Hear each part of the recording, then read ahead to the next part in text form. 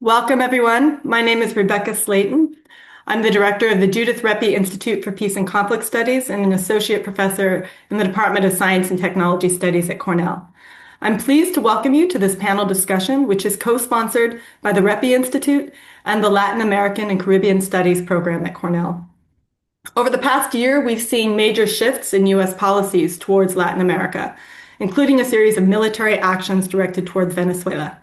The U.S. military targeting of civilian boats, seizure of oil tankers, and most dramatically, the abduction of Venezuelan President Nicolas Maduro and his wife have all been in the headlines. The goal of today's event is to elevate Venezuelan perspectives on these recent actions and shifting policies. We have four very distinguished panelists.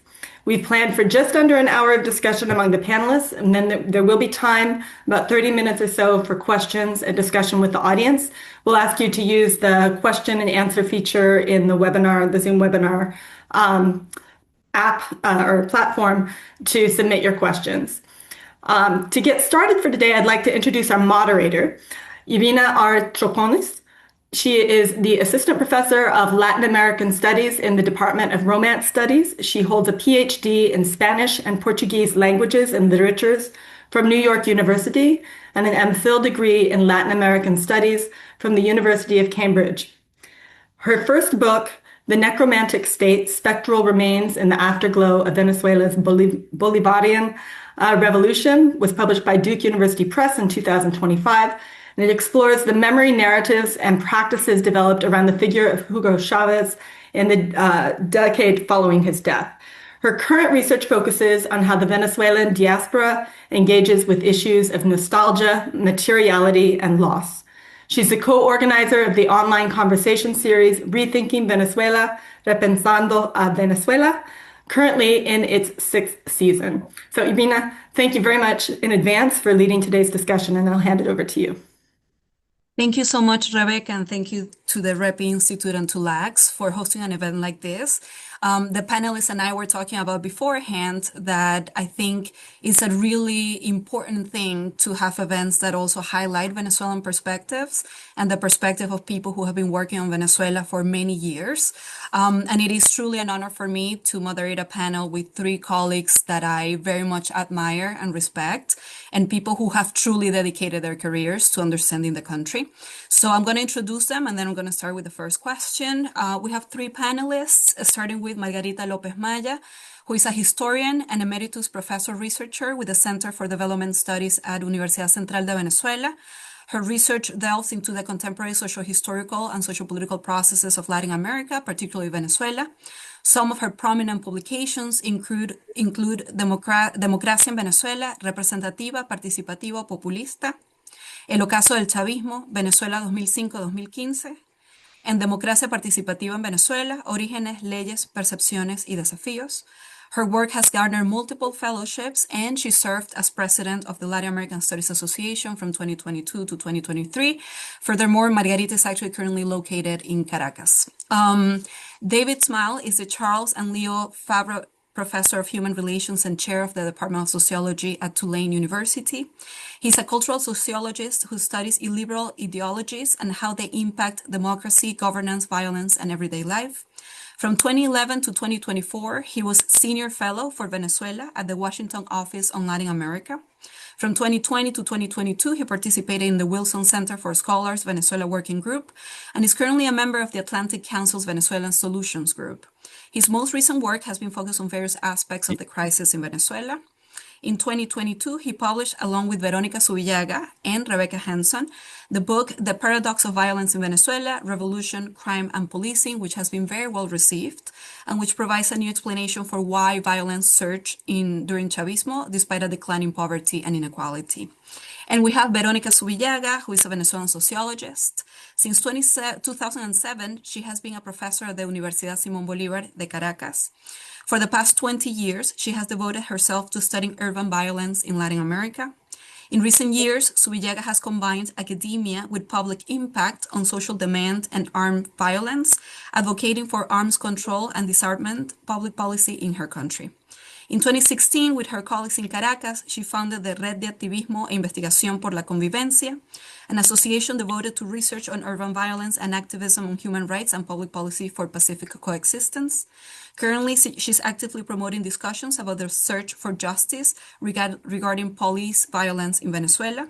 Her publications include the co-authored books, The Paradox of Violence in Venezuela, which I just mentioned, with David Smilt and Rebecca Henson, and La Muerte Nuestra de Cada Día, Violencia Armada y Políticas de Seguridad Ciudadana en Venezuela, which she published with Manuel Llorens and Francisco Sanchez.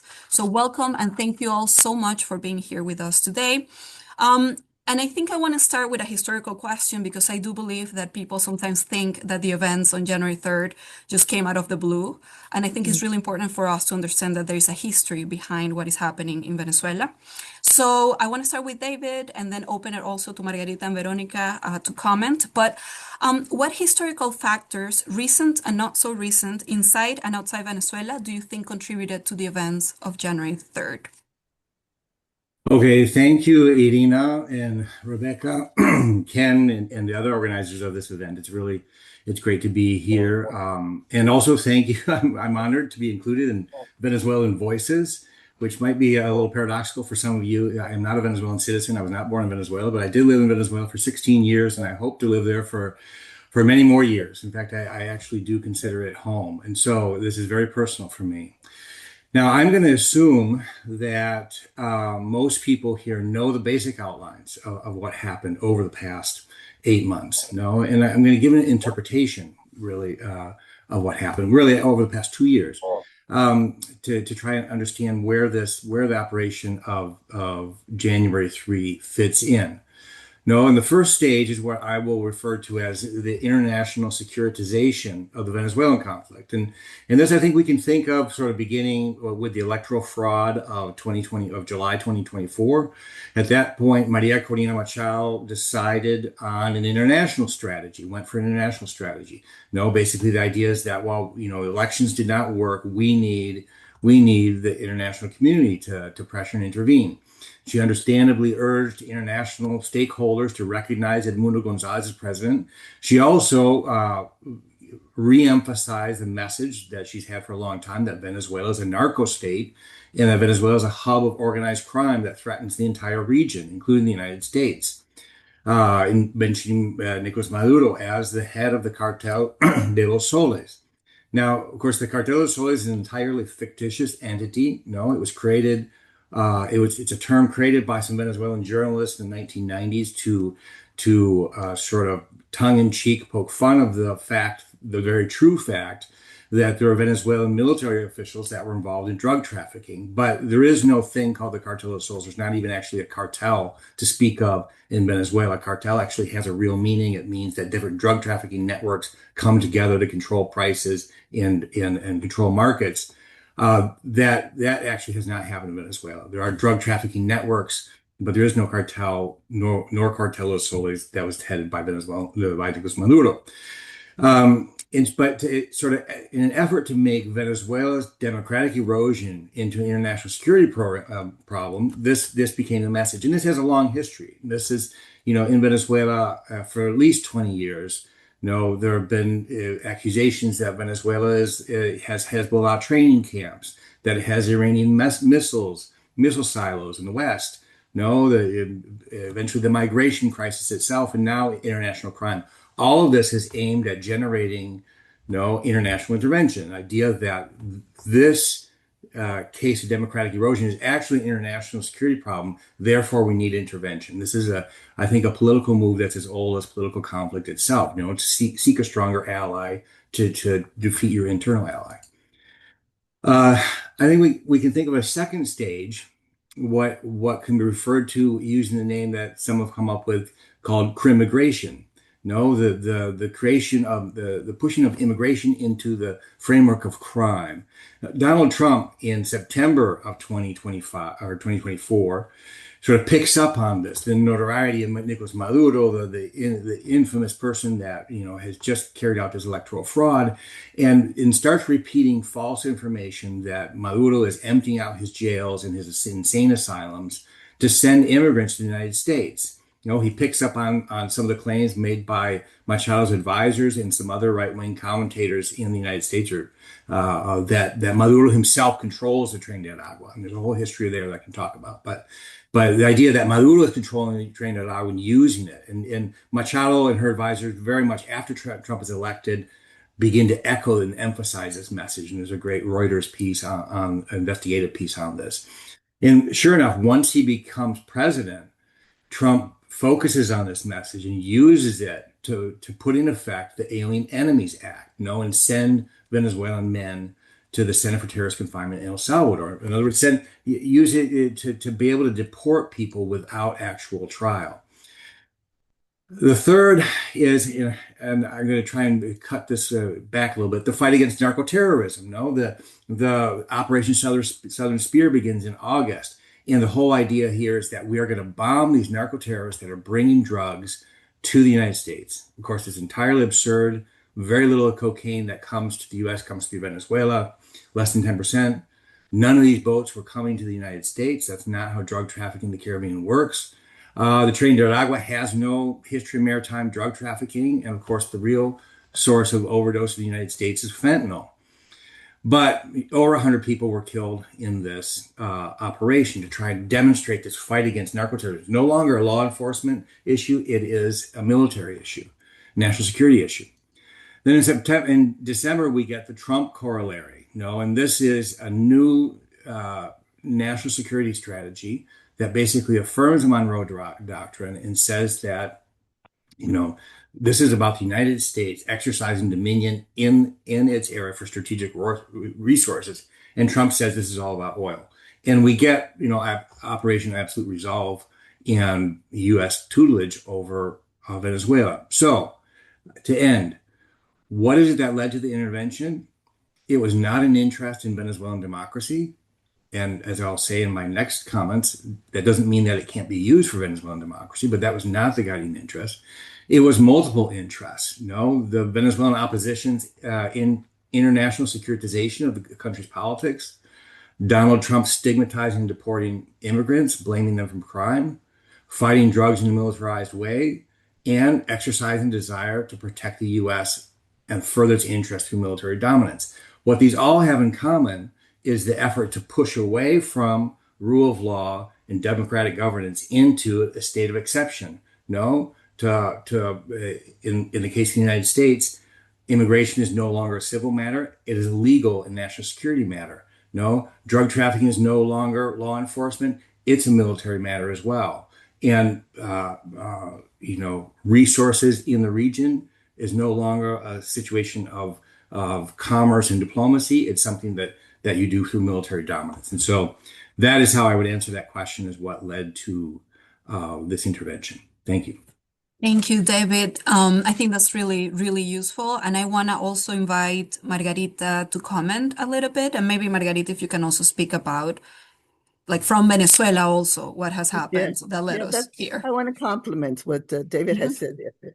Because the first thing I would think of, more than an interpretation, is the idea of, it's obvious that this is a decision that is framed into something that happened in Venezuela and was a July 28th, 2024 fraudulent results. I mean, this was a huge fraud. This was a huge fraud, and it was like maybe the last instrument that the Venezuelan people had to try to bring about a change of the political system. I mean, we had gone through everything. We had gone through 4 or 5 failed negotiations because the government would not respond to those negotiations. We had gone to 3 or 4 cycles of protests with above 50 and 60 protests daily during 3 and 4 months. And nothing had happened but repression and a death toll very high, each time higher. We had gone through even extra constitutional ways out, like coups, nothing happened either. And so the last result was with very bad conditions for election, people went massively to vote. And the result was that was a huge fraud. And so I think that has to be put into the context. That the decision that the US does to come in has to do also with the fraud that happened here on July the 28th, 2024. Second thing I would like to say too is that, and this is really a compliment from David, the National Security Acts of Donald Trump that are since the first administration have highlight this idea that U.S. has to be that the continent, the U.S. continent, has to be an area of security for the United States and of hegemony of the United States. The Monroe Doctrine revisited, right? But it is true that Venezuela was a dark spot of the region. I mean, it's not a lie that Venezuela had Hezbollah, Hamas, his main partners is Russia, Iran, Cuba, etc. So I do understand, if you put yourself in perspective, that this was something that had to be resolved, but it was taking too much time, and it is in the interest of the United States to continue to be a power in the 21st century to resolve the problem of Venezuela. And I wanted to refer, if I may, to a personal thing I think also has to do there. A personal thing for Donald Trump is that Donald Trump had gone through a policy of high pressure to try to change the behavior of the Venezuelan government in his first administration. And in this regard, he failed completely. He had failed completely. And I think Venezuela was a big challenge personally for Donald Trump in his second administration to try to resolve this problem. It was like a thorn that you have in your shoe, you know? I mean, there was something there personal. I think because he's a businessman too, Venezuela is very attractive for him. He thinks businesses, there's great resources in Venezuela. Finally, I would say, and this is a very historical perspective, Venezuela was a very close and tight ally to the United States throughout the 20th century. Everything was about oil, of course, and we had great tensions with the US government. I mean, I can even point out the biggest tensions was the hydrocarbon law of 1943, the income taxes and the policy of 50-50 with the oil companies, 1945, 1948, and of course, the nationalization of Venezuela's oil in 1973. But all these conflicts all these tensions did not reach an open conflict, and they were resolved through negotiation. All this changes dramatically with the Chavismo Madurismo. And for the United States and for the Western Hemisphere, the resource of oil of Venezuela is taken out of the region and going to China. And I think we have to take into knowledge all these traits also of why this capture of Maduro and Flores comes on January 23rd, and all the military operation that begins in September 2025. Great. No, thank you, Margarita. And I think it's important to highlight, David and yours perspective, how they complement each other, because I do believe, the elections is something that, happened and then it kind of disappeared a little bit from the US consciousness. And I think it's very important to understand the limits in terms of tools and resources for Venezuela to have any sort of power change. I want to go sort of into the country now, and then maybe go at the end towards thinking about the future. But now I kind of want to ask Veronica, who has done a lot of work about the popular support and how Chavismo looks from the ground. I want to ask Veronica, over the last 25 years, Chavismo has enjoyed a lot of support.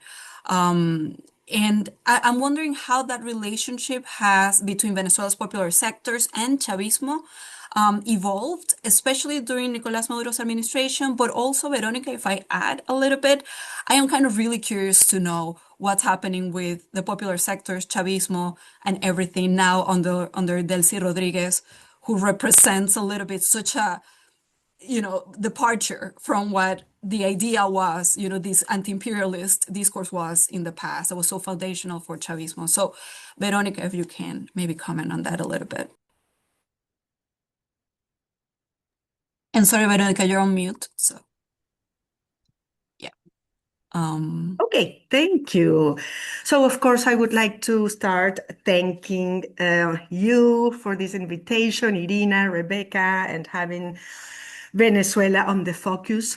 So let me start saying that thinking about Chavismo and popular sectors, it's interesting to highlight that Chavez's discourse about the origin of the Bolivarian Revolution pointed out that the Bolivarian Revolution it originated during the 28th and 27th events of February 1989.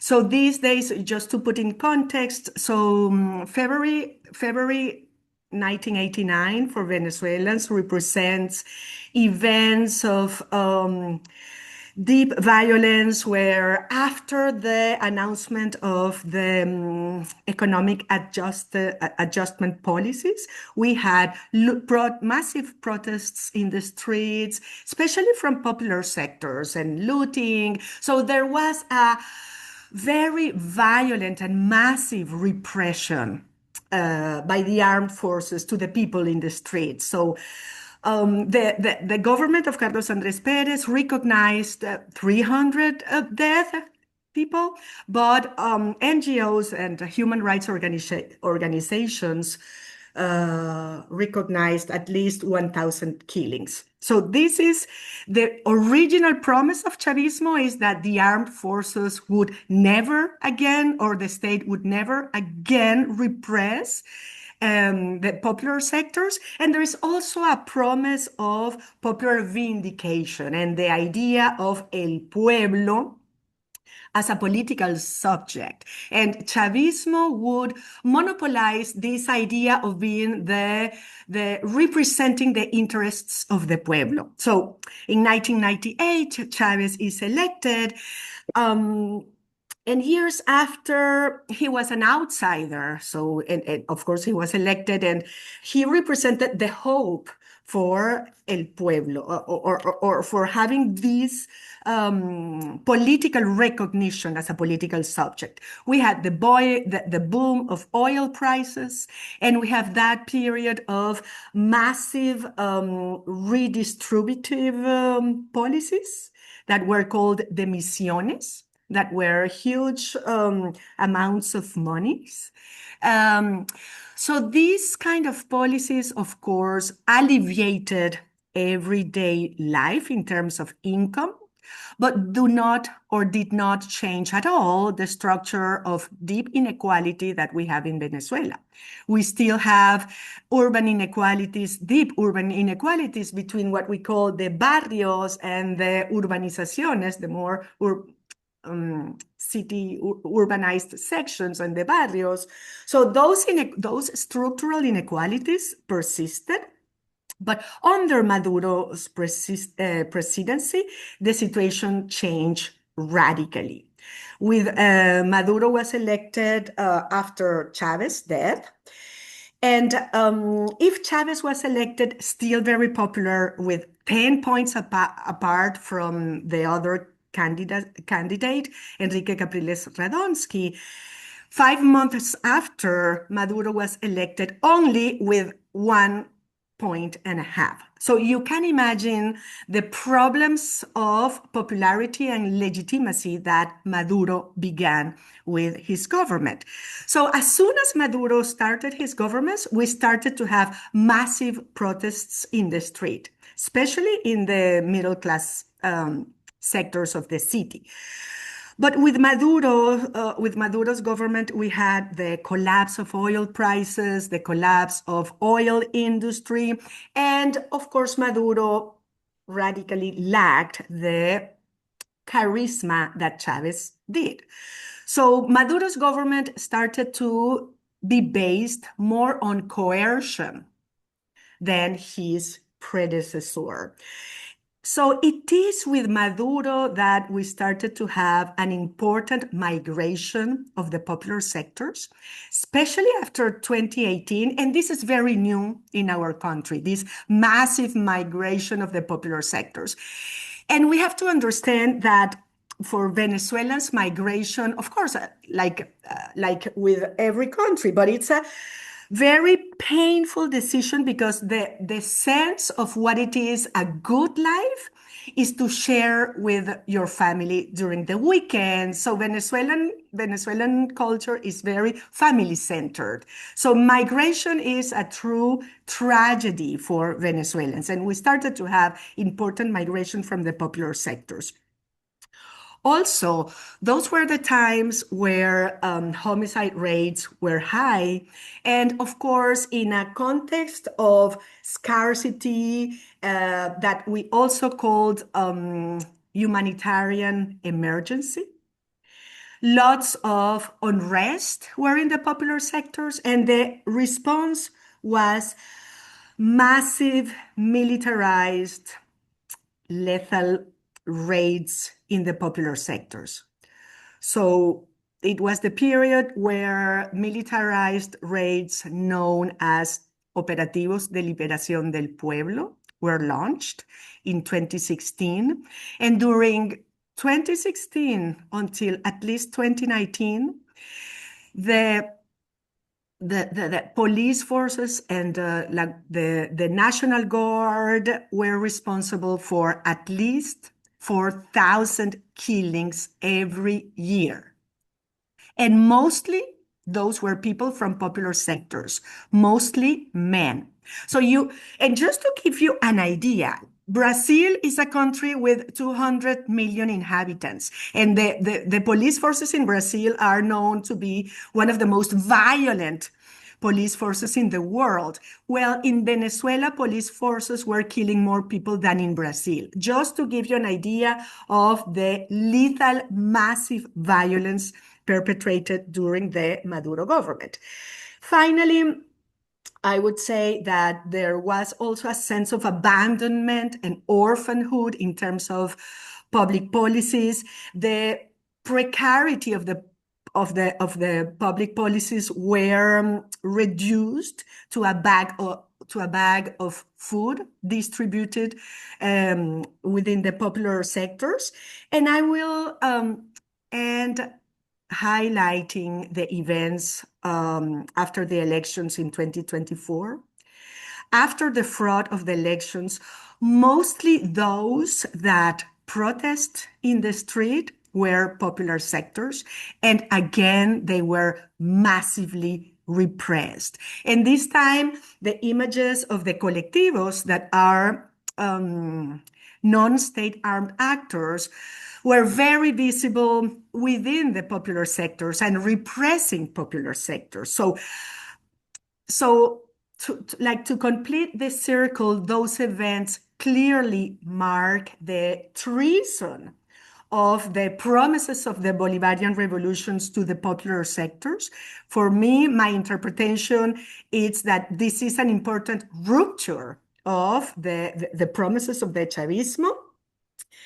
But still, and in those days, it is important symbolically that, for instance, statues of Chavez were demolished during those times and people were celebrating. So all these are rituals of the deep meaning of the rupture between the popular sectors and Chavismo. So just to end my intervention, we have to consider that Chavismo is still has a still 20% of support, and this is regular in the surveys or in the results of the election. For instance, Maria Corina Machado points out that she won the elections with at least 75%, 80%, but we then have at least 20% of the people that are still voting for Chavista. So just to end and thinking about these current events, I have been trying to get and getting in touch with the people I have worked there. And I would say that the focus now is to try to have a relief of the economic situation. So people are hoping that this new era will open up possibilities of a better future in Venezuela, to have a normal economic life in Venezuela. So there is hope in terms of economic the economic horizons that are open up in Venezuela. And I would say that people are not like, I try to ask what it means to be under Donald Trump's administration now, just to understand. And people say, we are not worried about that. All we want is the economic situation to be better. So I will leave it there. Thanks. Thank you, Veronica. And I do think it's important to highlight how people in the country are feeling and seeing these events. I think that's one of the points that gets sort of forgotten in the conversations here in the US. So I'm turning it now to Margarita, who is actually in Caracas right now. And Margarita, I do, maybe complementing what Veronica just said and ampliándolo, I do want to hear, how do people in Venezuela see, think, and talk about what is happening in the country? Thank you, Irina. Well, the first thing I would like to say before I start saying how this situation is being perceived in Venezuela, or in Caracas better, is that it's very difficult to generalize, right? Because Venezuela is a very fragmented society today, very incommunicated in the cities from Caracas, in regard to the interior of the country, the regions. And so I would say particularly, I'm going to talk about how I perceive the situation in Caracas and nearby Caracas, because I've done a couple of trips in these 2 months, one to Colonia Tovar, the other one to the eastern part of the country, which, by the way, is one of the poorest of Venezuela. And I'm going to talk about that and about what the polls say about that, about what people are thinking. They're not so reliable, but they're new polls. Like I say today, there's a lot of information and some is not really reliable. But these polls that I didn't know, I mean, Delfos hasn't come out with any polls or anything. But the first thing I would say here is that we have to go like through stages, Irina. There's been an initial stage where people felt a great relief, even joy, that the US had intervened in Venezuela. I mean, finally, something had happened. The international will, it was not working. International law was not working. International community was not doing anything. And so people really received this with relief, joy, and humor. Like Venezuelans like humor, with a lot of humor, you know, and songs and dances in the streets and things like that. And I would say that there was this perception that finally the door has been unlocked and maybe we can go out and go to a democratic transition. That, I think, was very predominant in general. Of course, if I go more precisely to human rights defenders, NGOs, people that are on the ground viewing what is going on, they were more cautious, you know. They were more cautious. They were also looking what was going on, but they were cautious. And as the days went by, they kind of, you know, tried to visualize what the problems were and kind of feeling that what was going on was not sufficient. If you go to the academic, to the scholars, and then it's more pluralistic, of course, that has to do with our biases in our researches, even in our ideologies. And people there, some were enthusiastic, more near to what the majority of the opposition is with Maria Corina Machado, you know, oh, finally this happened. And now we're going to go to a democracy and Trump is great and all this, you know. And the other one's more left-wing, of course, that say, oh, this is terrible, our sovereignty, what's going on with this, what's going to happen, this is only going to go worse, you know. And I would like to highlight that. And I think that in my case, I belong to the group of cautious optimism. I really think that what happened had to happen. I mean, something had to happen. The situation in Venezuela is really very, very bad. Poverty, misery, violence, you name it. The collapse of the public services, water, electricity, and all that. But I have a cautious optimism, and I think the polls show that. They are showing like 65% of, maybe depending on the polls, say people are happy. People are happy in general. But I think there's a second stage, and it's the recent weeks. People more and more, as Veronica has pointed out, for them, the main problem is, well, this unlocked the door, and now we're going to go to a democratic transition, and we're going to have a better economy, and we're going to find job opportunities, and inflation is going to be controlled, and the exchange currency is going to be stabilized. Inflation is almost hyperinflation right now, and so on, and the prices will lower, and so on. Nothing of this has happened, nothing. And so as the weeks go by, people begin to be less optimistic and more worried and more concerned that things are not going at the pace they want to go. And to finally put a point here, and this has to do, and I think this is becoming top priority in the list, this has to do with the government of Delcy Rodriguez that is not a representative government of the Venezuelan people. I think there's a very strong concern that is growing that we have to go to elections, that we have to have in this context, if we want to have a democratization, we have to have a representative government negotiating with the United States. And I think that is very important, and it is appearing as a priority in the social movements in Venezuela that are on the streets, and the NGOs, in the political leadership too. And I think this is very important to be visibilized, and in the polls too. People want elections this year. They can understand that it's not in the first months, that there's no conditions at the moment for that, but they want the elections as soon as possible, because these people that are in the government are the same people as Maduro's people, and they cannot rely on that. Their interest is the interest of the majority of the population. Yeah.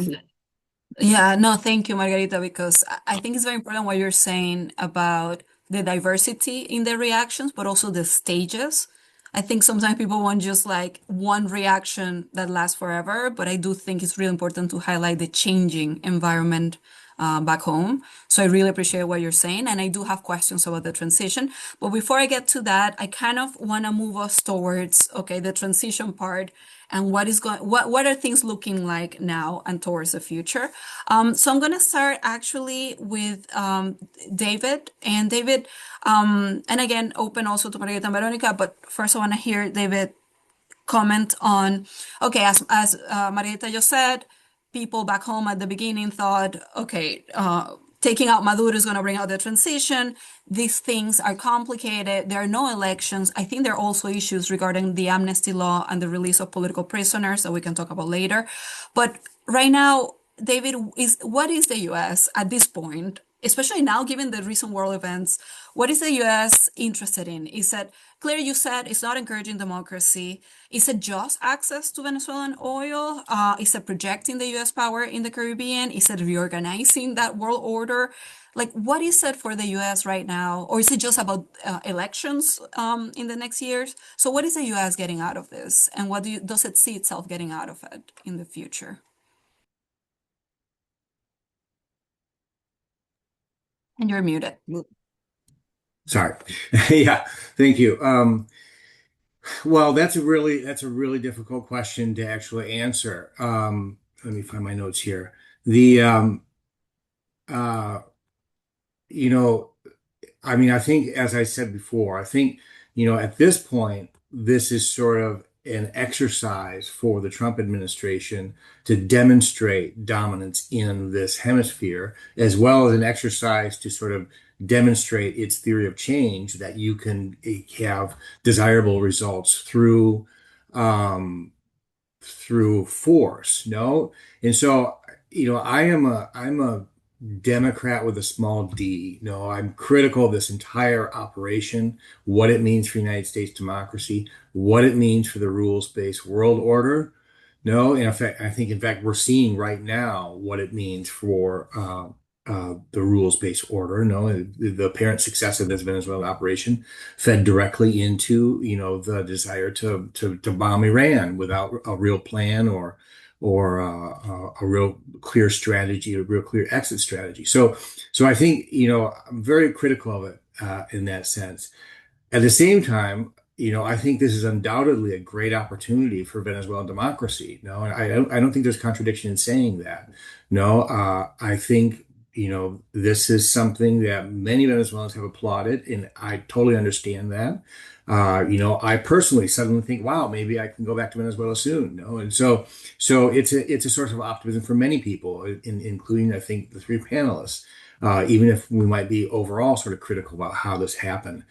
And we've seen some progress. It's been too slow. There hasn't been enough, but we have seen the release of some political prisoners.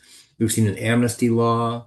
We've seen some engagement of independent media, some modest improvements. We've seen some things that go in the right economic direction, which, of course, as the other panelists said, is what's most important to most people.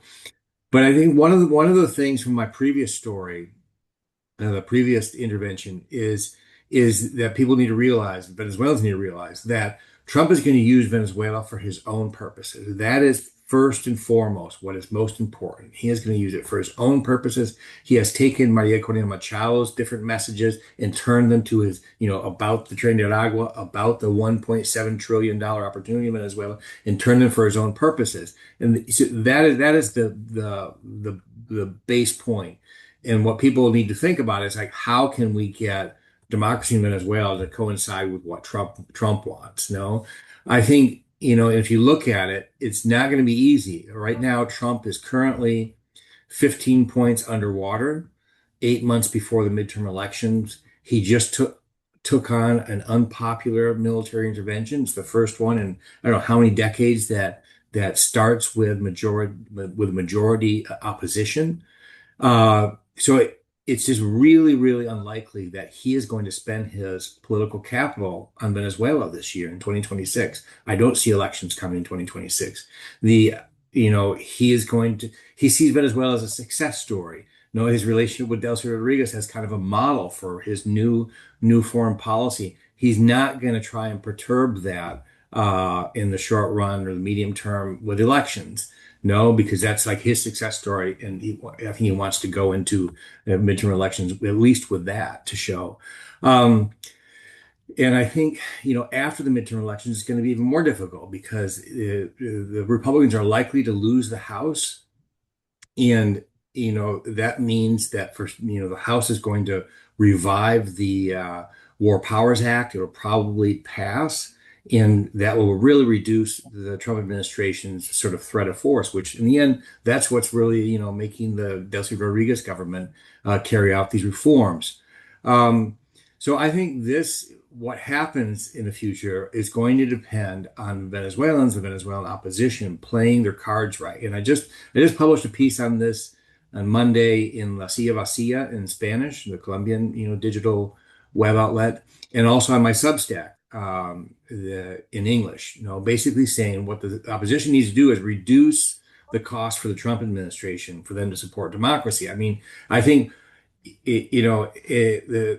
Trump has mentioned the need for them to, be broader and discuss internally. Marco Rubio has mentioned it like 3 times. Trump invited Enrique Marquez to the State of the Union address. He's this moderate politician that has links on all sides. I think the message is really ultra clear that the opposition needs to show themselves to be a unified, gregarious movement that can listen and resolve differences within, and resolve differences in a way that's a little bit more sophisticated than just character assaults on social media. Have actual resolution, actual consultation within the opposition, and show that they can, have some kind of minimal, at least, engagement with Chavismo. I have no doubt that Trump and Rubio would see it as a feather in their cap, before the end of this administration to have a democratic election and a stable transition. I think it would be tremendous evidence for their theory of change, based on force. Uh, I think the question is whether they're going to spend their political capital on this. And I think that is increasingly unlikely just because things are actually not going in the right direction for them, and they're going to spend their political capital in other directions. So I think the real key here is for the Venezuelan opposition to kind of reduce what it would mean for them to actually push for democracy, to actually push for a democratic election. No, they need to show they can work with Chavismo. No, they need to at least make it look like going to an election would not be a disaster and would not be a political liability for the Trump administration, for Trump, I think, to really push in that direction.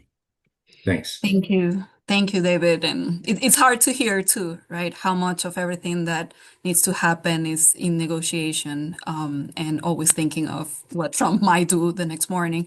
Margarita, you wanted to compliment, and then I want to go to Yeah, Veronica. I want to say a little bit. I want to take it from where David said that it's up to the Venezuelans. I believe entirely that it's up to us, the Venezuelans. I mean, I think every nation has its own interests. The U.S. interest is mainly business. But of course, to have business, you have to stabilize this country. And my point of view is that you can't, and this I'm going to follow Ricardo Hausman, the Venezuelan economist, who is very big. A lot of people know him because he has been in charge of several important positions outside the country. You cannot stabilize an economy if you don't have a stabilized government. And you cannot stabilize this government because people don't like this government. They reject this government. The polls say that Delcy Rodriguez has 8% of popularity, less than Maduro, and that she's the same. She's just the same. So I think there is a point there. This I wanted to say. The other thing I wanted to say is that the government, I don't believe the government of Trump is homogeneous. I think that there are people that are betting for democratization there, but that try not to be too visible to not upset Trump, And I think Marco Rubio here is very important. I think Marco Rubio is the only one that really expresses the possibility of the elections. And now this new nominee for the Department of National Security has also said it very clearly. Venezuela needs elections. No? So having said this on the part of the Venezuelan government, let's go back to Venezuela. People are moving. There is intense mobility here in Caracas. NGOs, social actors, civil society, academia, universities, professional associations. Yesterday I was there. There was a march that after 20 years was able to reach the center of the city. And what were they asking? They're asking for salaries because we don't have salaries in Venezuela. The minimum wage in Venezuela is 0.6 cents a month. We don't have wages. I'm gaining $1.50 as my salary at the university, or $2 with this war bonus that gives me $100 more. I'm winning. I must have some income like $120. And they were able to move in spite of all the things that Chavismo did. They put all sorts of obstacles. And there we were. And we walked and we walked and we went through the police. We went through the National Guard. We went through what we call piquetes. I don't know how you say that in English, David. We went through that and we got to the Capitol and we got to the National Assembly. And this is very important. These were the workers that were able to come all together and do that, And before that is the great movement of the family of the prisoners.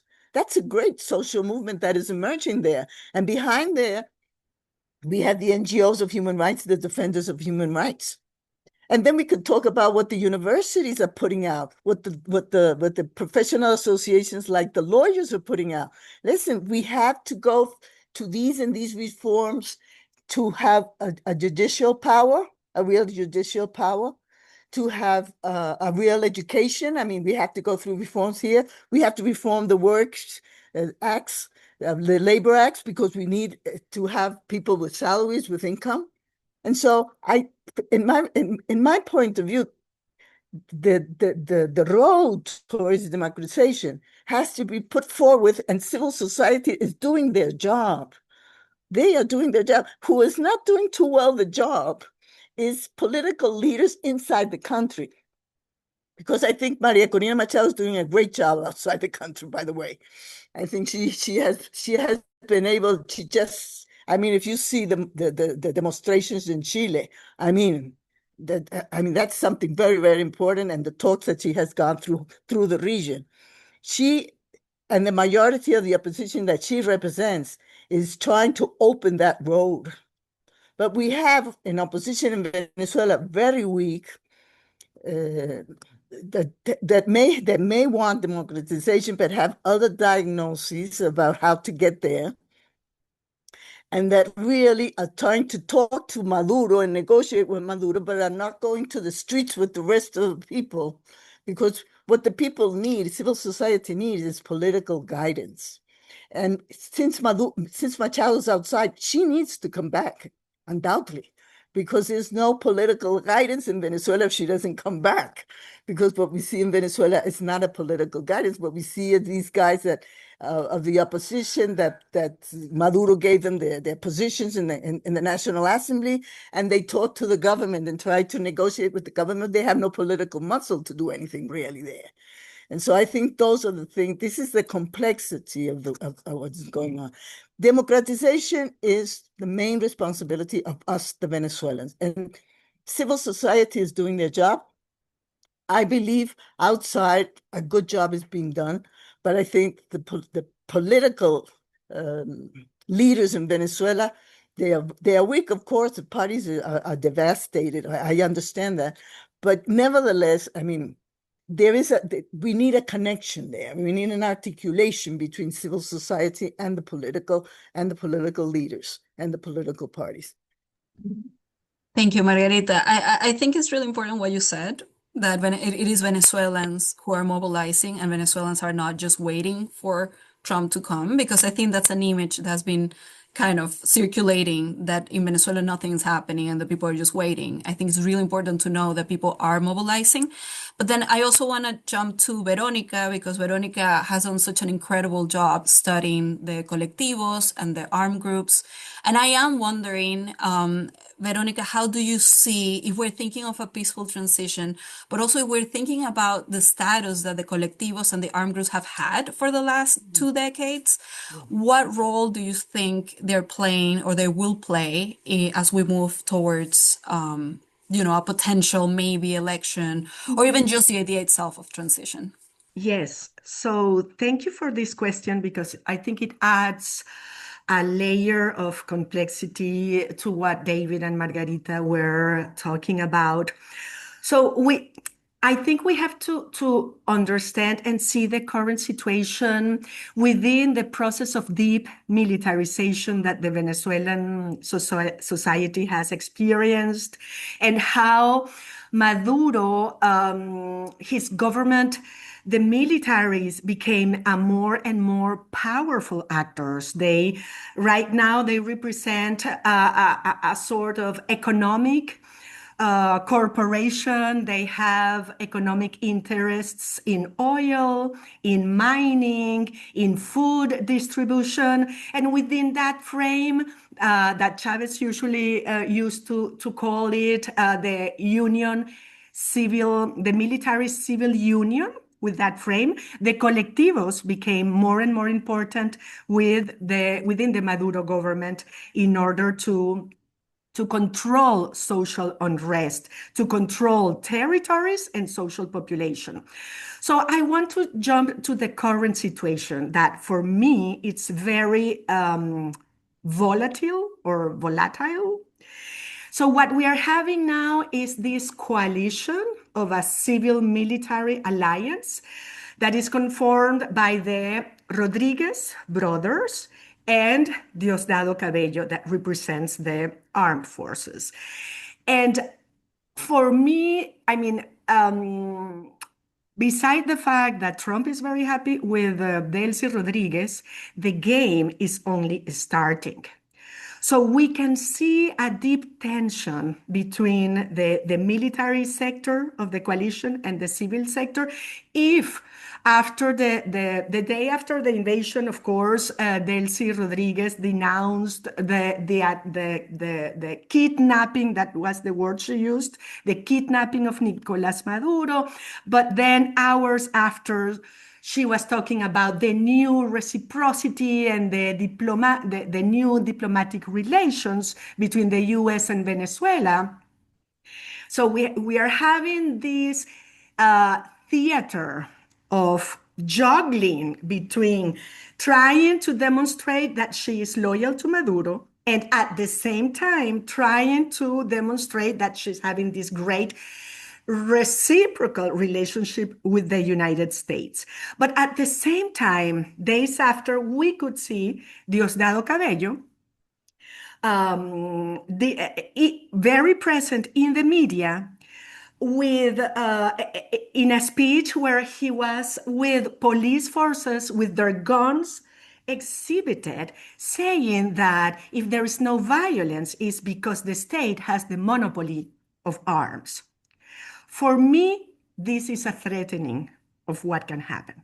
So you can imagine that the armed forces, after 2 decades and a half of being within this doctrine of anti-imperialism, to hear that Trump was going to run the country and that Trump was going to sell the oil resources of Venezuela, you can understand that for me, we are in a very volatile situation where we could have some focuses of political violence, because we have to take into account that one of the key strategies that Maduro's survival depend upon was, as my colleague Becca Hanson points out in her book, the dispersal of coercion. So we have an array of multiple armed actors, such as ELN within the border with Colombia, ELN in the mining sector, we have the colectivos in urban areas, we have the police forces, and we have the armed forces. So this is, and I will end here, so this is to say that we are in a very volatile situation. One scenario could be that if we don't have elections soon, we could have a normalization of the current government. Let's say an opening of the economic situation, but the reproduction of the authoritarian government within these openings. Because the amnesty law and the release of the political prisoners was an important window. But if you think strategically, it was the less, it has the less costs for the Maduro government, for the Delcy government. So we have these little openings, but one scenario could be, again, this normalization of the opening of the economic situation while the persistence of this militarized coalition within the government.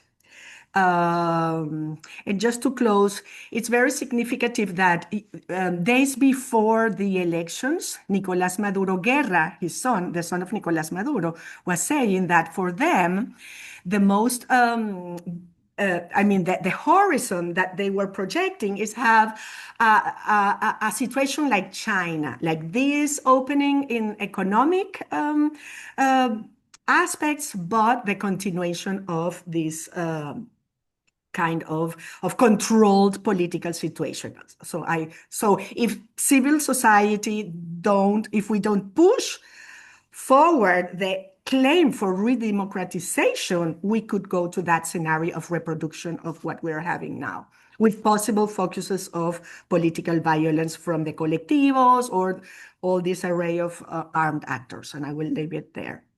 Mhm. Thank you, Veronica. And I'm using this opportunity to remind the people in the audience that we have the Q&A option for you to put your questions.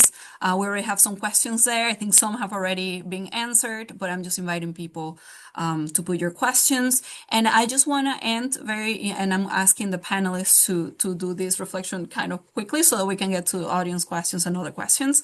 I kind of want to ask you, what do you think we're missing in the conversation we're having about Venezuela? Like, what is not being talked about that we need to be thinking about? Because I think there's so much here in the US, so much tension around Venezuela, around Maria Corina Machado, around questions of right and left in Latin America. Like, I think Venezuela has always been a messy spot for any sort of political theory that thinks about the right and the left. And I do think that people are really, really anxious about saying, okay, Venezuela could be an option for a transition because that somehow means you're backing up Trump. So I think Venezuela undoes a lot of binaries and triggers a lot of tensions. And that's something I personally lived being here. So I want to ask you, what should we be thinking about that we're not thinking about? So I'm going to start with Margarita, then David, then Veronica, and then we'll move to the Thank questions. you. But I think by now, thank you, Irina. I think by now I've said what is lacking. I think two things basically I have said. I have said guidance, political guidance. I think Venezuela is in the move. People are moving, civil society, I think it was reduced, but is doing a great job in the sense of putting the list of priorities that are necessary to institutionalize some fields of the state in order to go to elections and in order to open the economy. I think that is being done by doctors, the health sector also, by lawyers, by human rights defenders, etc., as I already said. But we are lacking the combination of the social with the political inside the country. We are lacking guidance, and that is understandable because Maria Corina Machado's teams were devastated by repression. They had to leave or they were in jail. And most of the parties that backed the elections of 2024 had to leave, or their leaders are in jail or had to leave. And for those who had stayed, there are some groups, as I said, that really have another, and they have other ways of trying to resolve the situation. And I humbly believe that those ways have already been proven as a failure. But they can keep on going on that. The second thing I already said also is to make more visible what is going on in Venezuela. I think this is very, very important.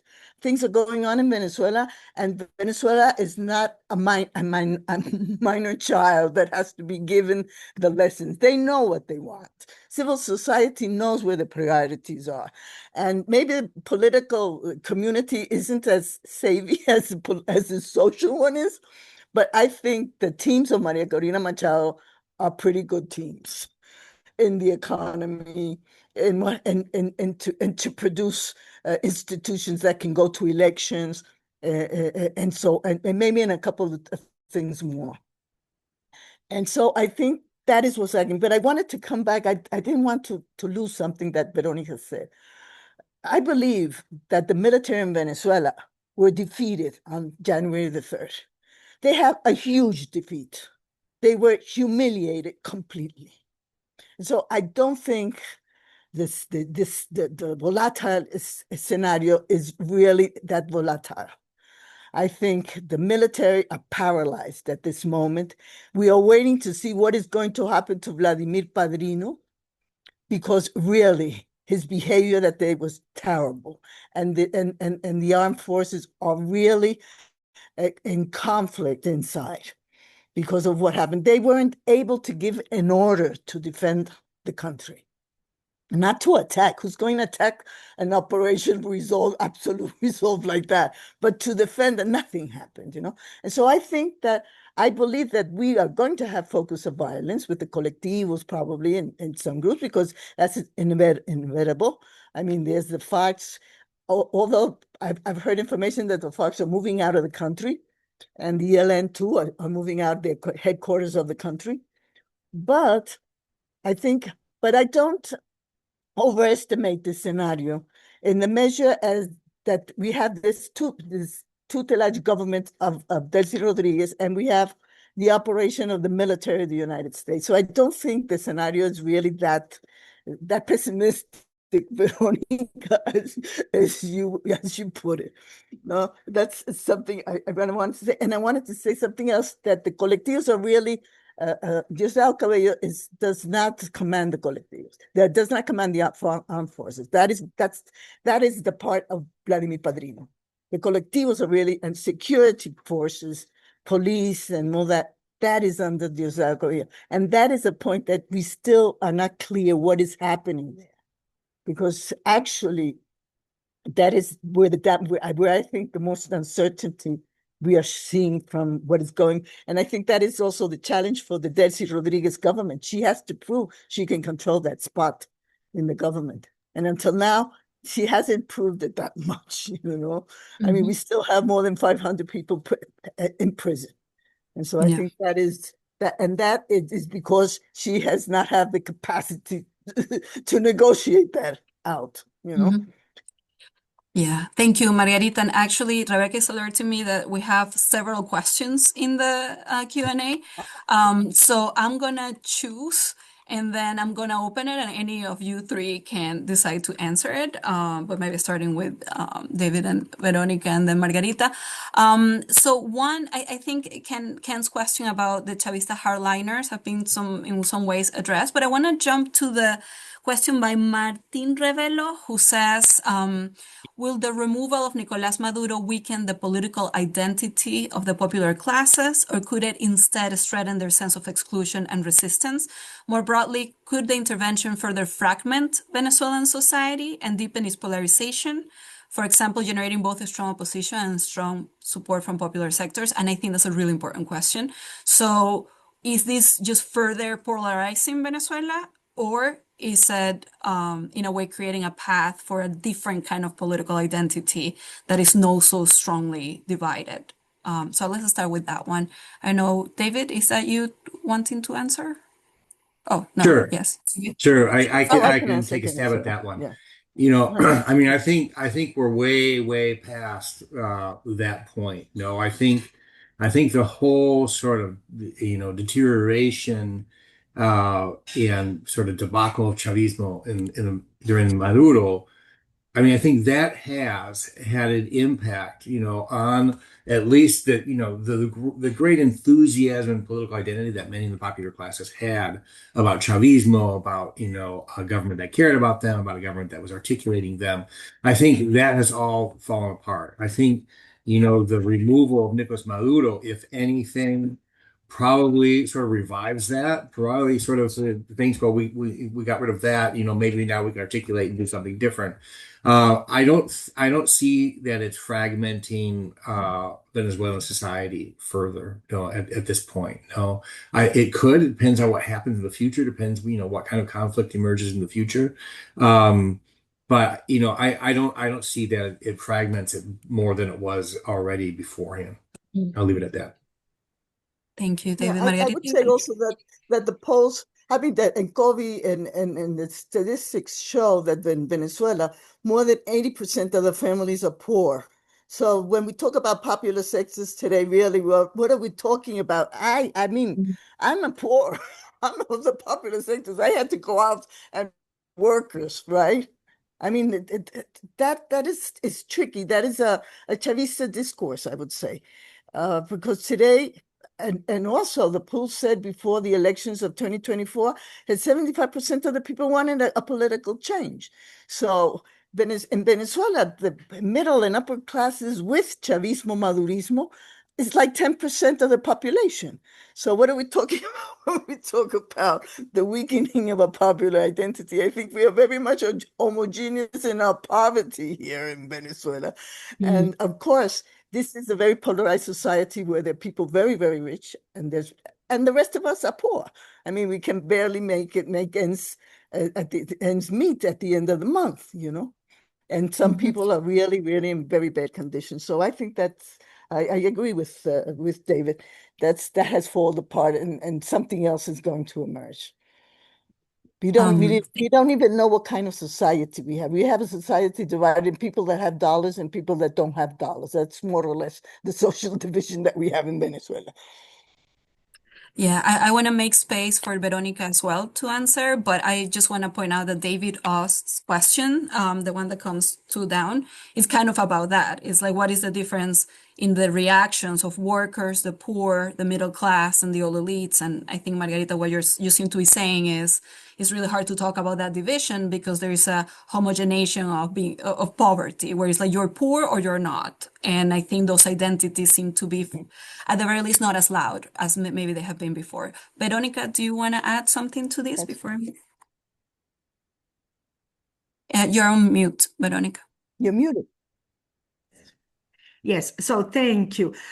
Of course, I do agree that there has been a generalized process of precarization in Venezuela, but still I would highlight some certain structural inequalities and the divisions within a city such as Caracas, where if you live in a barrio, it is a complete different experience. I do agree that the support that Maduro had was very reduced, but still the fact that 20% or 25% of the population looks like voted for Maduro, it means that that Venezuela has to deal still with Chavismo. And one of the challenges is to find this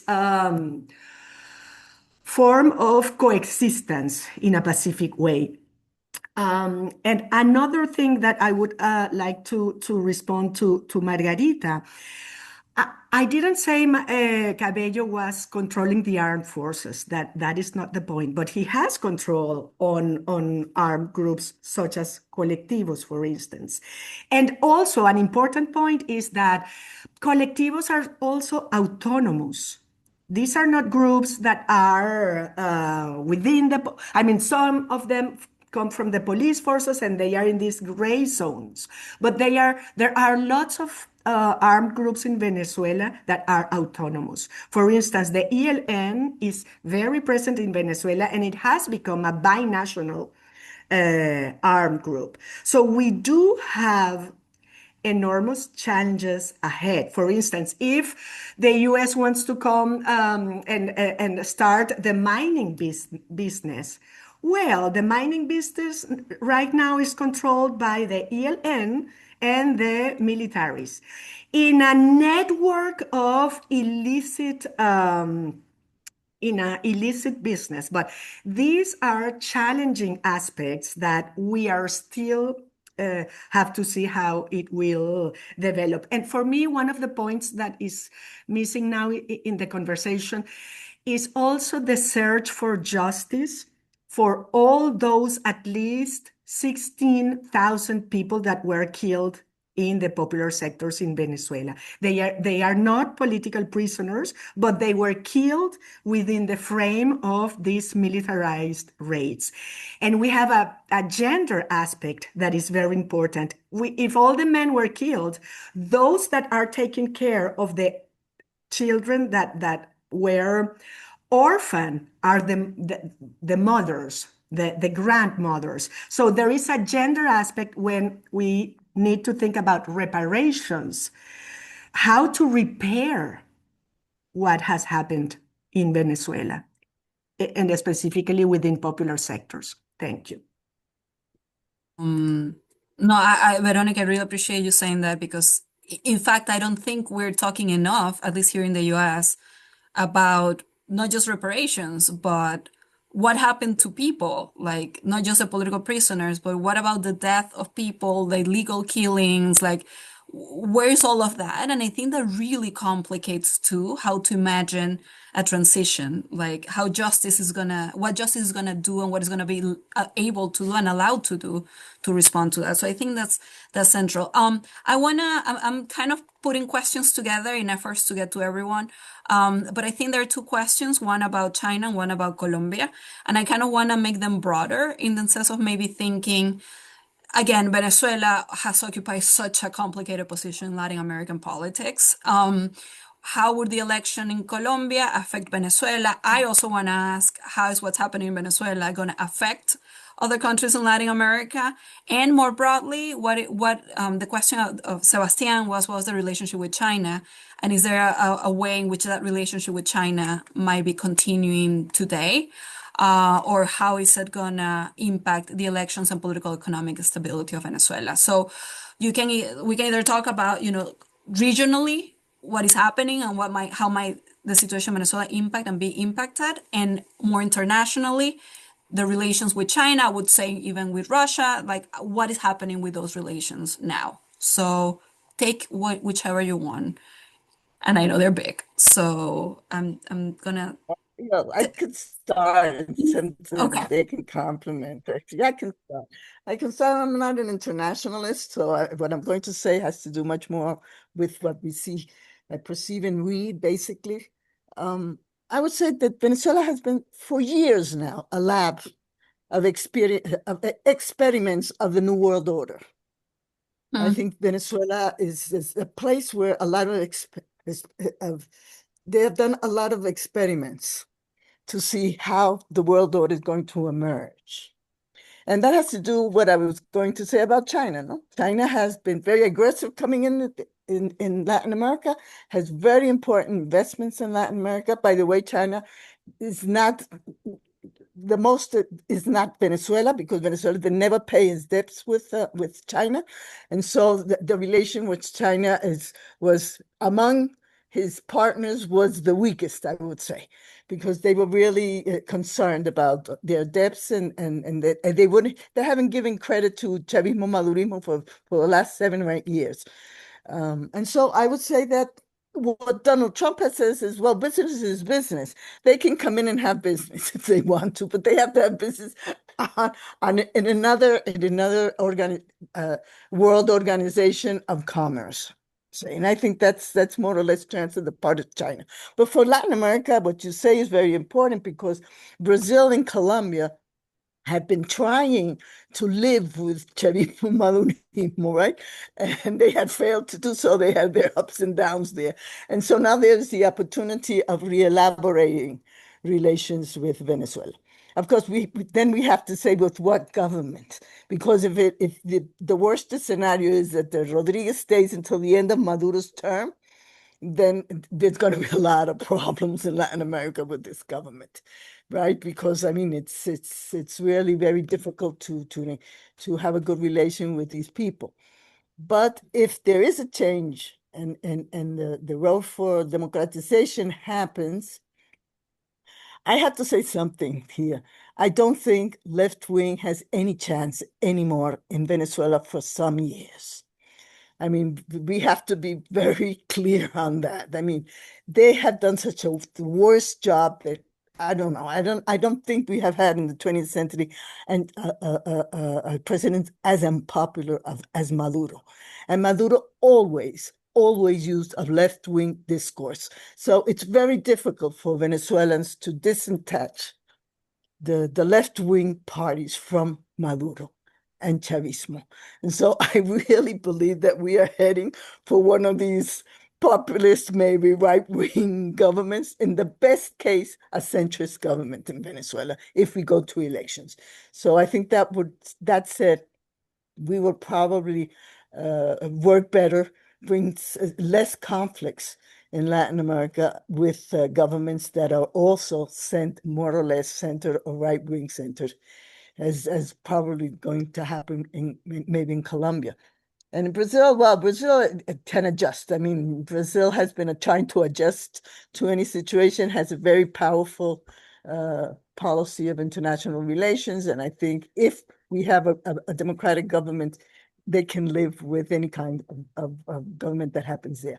If the scenario is with Delcy Rodriguez and the worst scenario with the military still having control of Venezuela or the colectivos or that, then really we continue to be in this Venezuela as the dark part on stabilizing the region, as it has been doing for many, many years now.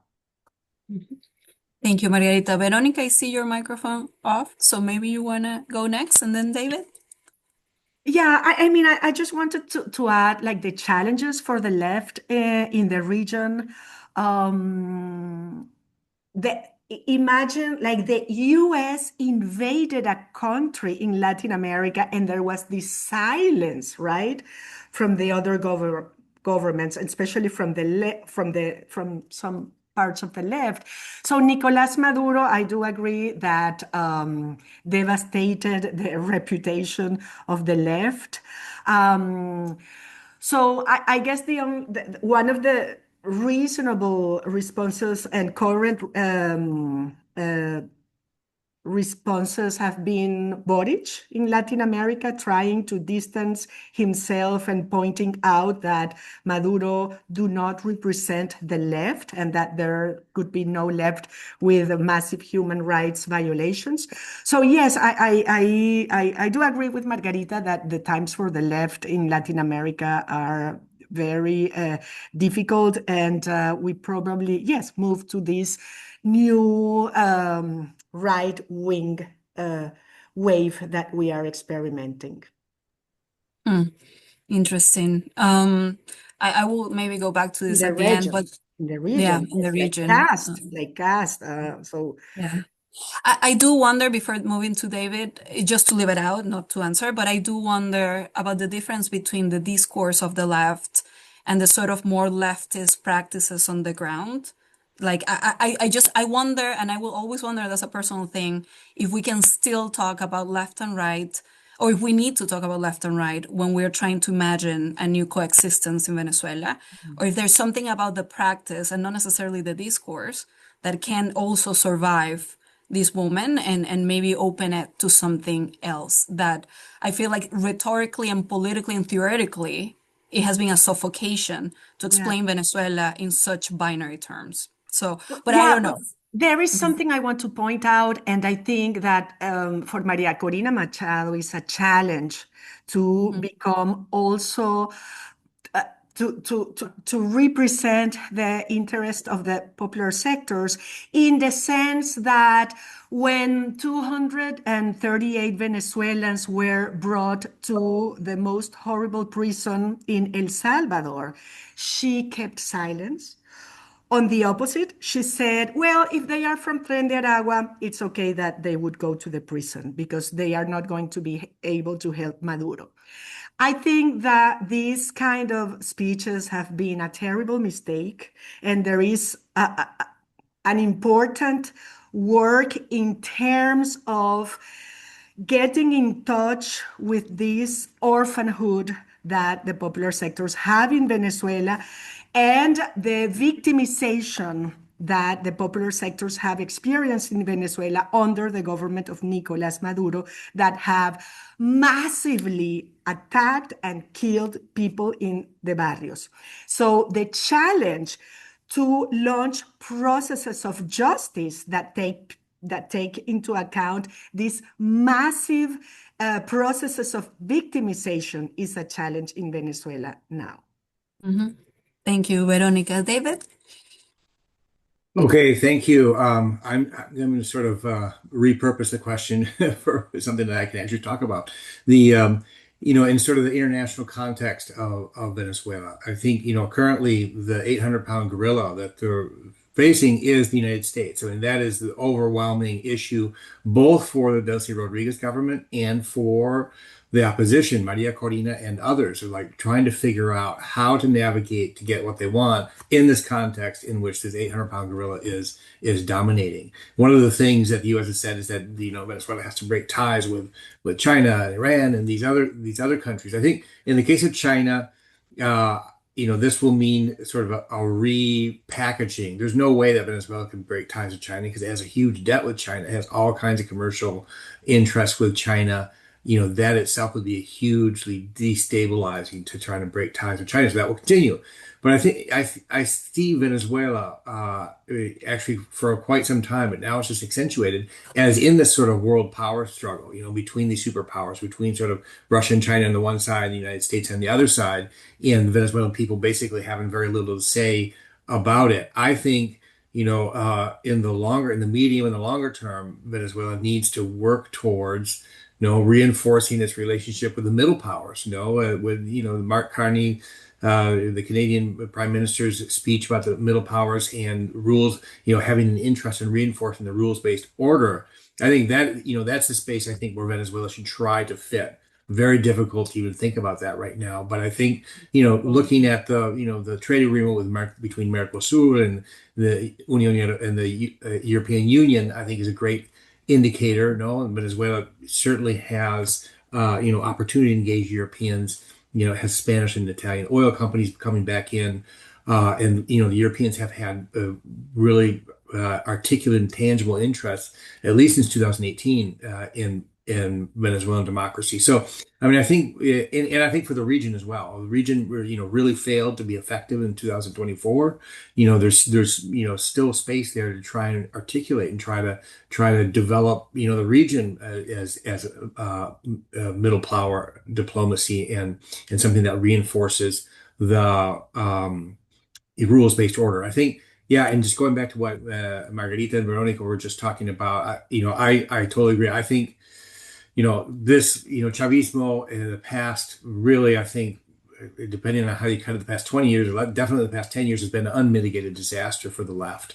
Basically, the right-wing perspective on the left is always that, well, it inevitably has, leads to a slippery slope and into authoritarianism, and Chavismo basically went down a slippery slope into authoritarianism. So it's a disaster for the left. I do think that, the two fears that I have for Venezuela, one is the continuation of, the Rodriguez government, and that this is just going to be a new competitive authoritarianism, a new stage of Chavismo as competitive authoritarianism, or a Bukele type right-wing populism, either with Maria Corina at the helm or someone else. And as Veronica said, she's only had praise for many of Bukele's measures and never criticized him to my knowledge. So I think the horns of the dilemma, are those. And the real goal is to try and reinforce Venezuela's democratic tradition and culture and institutions to try and navigate that so that it can be a Venezuela in which, political conflict actually takes place through political institutions, not in the international context, not through states of exception, not through security forces, but actually through democratic process. And that would be, I think, the ideal for Venezuela. Thank you, David. We are actually right at time at one, which is like yay us because we kept it. But I do want to take a second to thank Veronica, Margarita, and David, not only for the generosity of their time and their interventions, but also because I think together you three show that Venezuela is always more complicated than what we read on the news and than what we think we know about the country. And I think you said many things that I can imagine can come across as triggering when you're here in the US. But I think it's fantastic how you have come together and sort of really giving us a sense of how complex things are, because they always are and they should be. So I just want to invite the people who are with us to also, Margarita, Veronica, and David are really active in the public writing. David has a Substack. They publish in the New York Times. They're always out there talking, and I think it's incredible the work they have done. So I just invite everyone to follow them in whatever media you prefer, because they always have some great insight to share. And I just finished on behalf of Rebecca as well, thanking everyone for joining us and thanking the REPI Institute for Peace and LAGS for the support. And thank you again to our panelists for their wonderful interventions. And I think that's it. Great. Thank you all. Thank you. Thank you. Take care. All right. Great to see you.